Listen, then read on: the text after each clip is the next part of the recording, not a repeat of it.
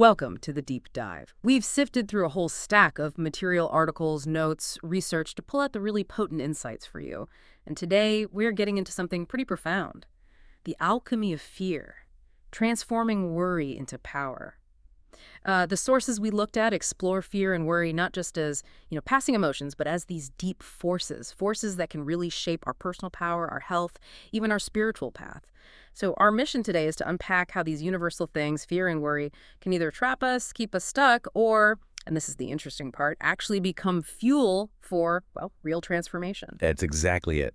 And this dive, I think, will uncover some maybe surprising ideas about what fear really is, how it shows up in ways we don't always recognize, and crucially, practical ways to actually move beyond it.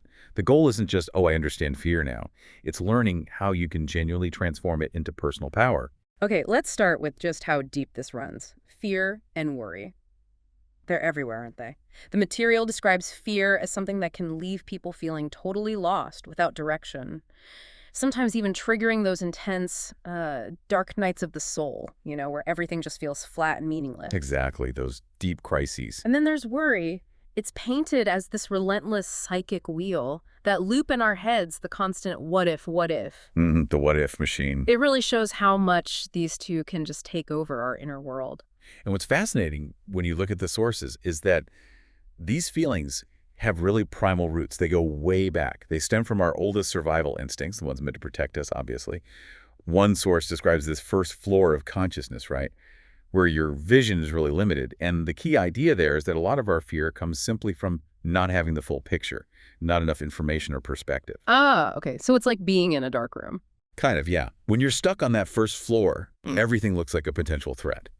And you develop this sort of kill or be killed mentality, even if it's subtle. It shows up today as that constant underlying drive for more money or wanting gated communities or just external security symbols.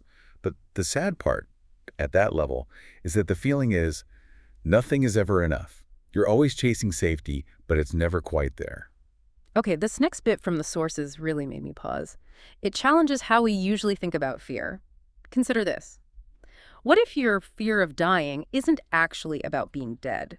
The suggestion is it's often really a fear of how you'll die. The process, being old, sick, alone, having to say goodbye, being debilitated. That's a huge distinction. Huge. It shifts the focus entirely. It really does. It's the journey, not the destination, that grips us. Absolutely. And it goes deeper, what people often call fear of failure or maybe even fear of success. The sources suggest that's often a kind of disguised fear, a fear of seeing clearly. Seeing clearly. How so? Well, seeing clearly means you might have to make choices that align with that clarity. You have to act on it. And that fear of truth, the fear of what you might see and what it might demand of you, can be so strong that people almost make friends with doubt.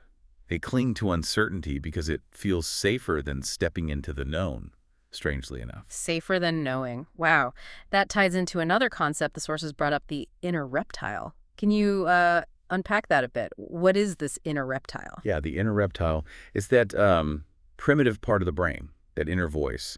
Its job is basically to stop you from being your fullest self, from taking risks, from changing.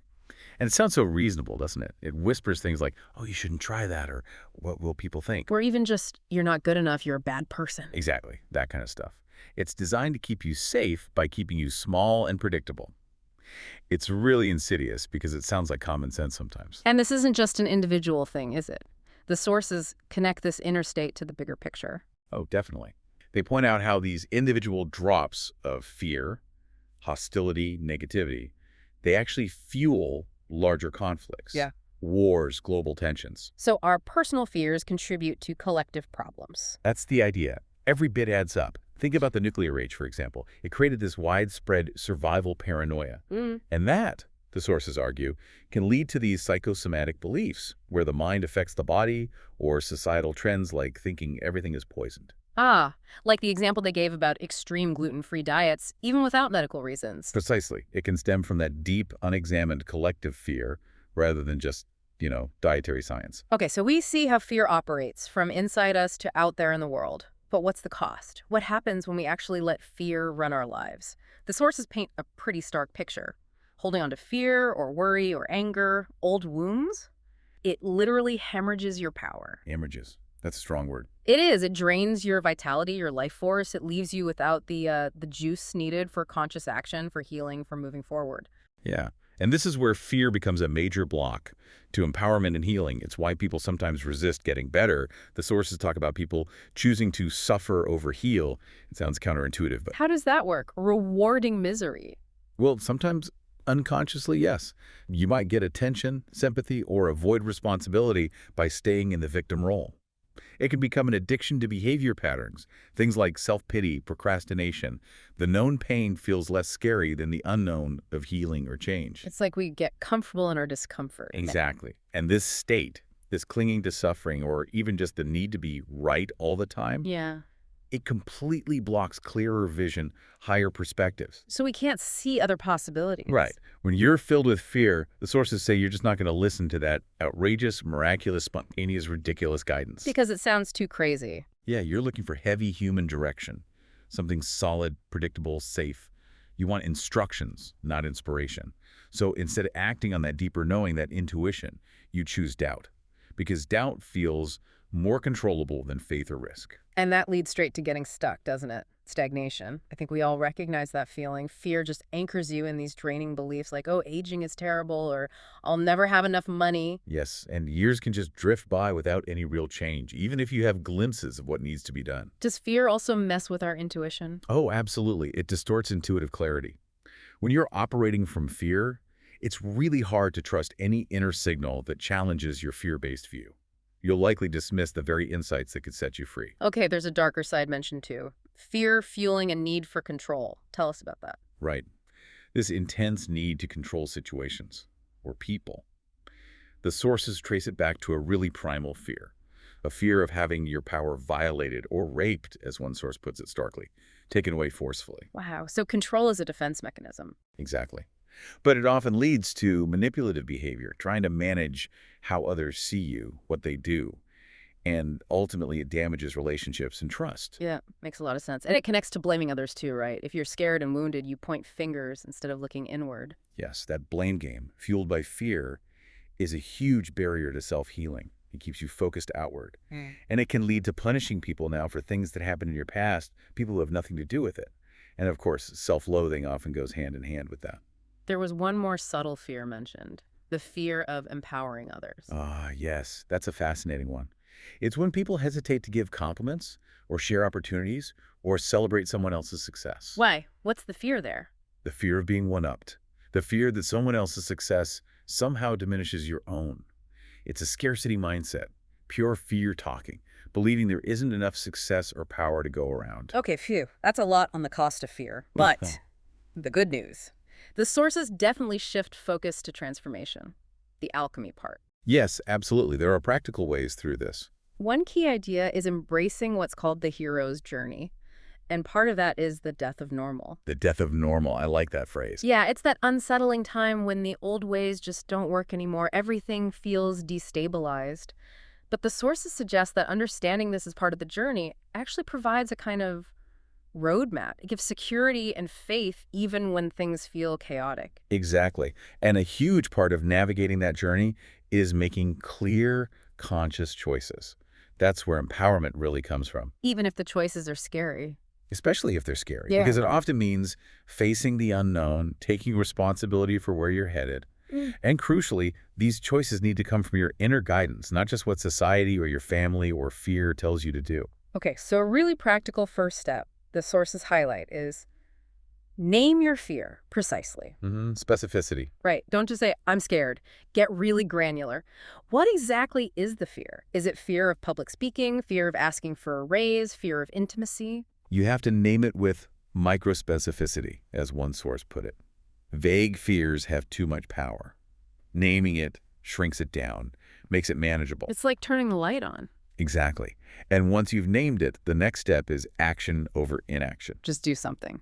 Anything. Pretty much. Taking positive action, no matter how small it seems, starts to disempower that inner reptile.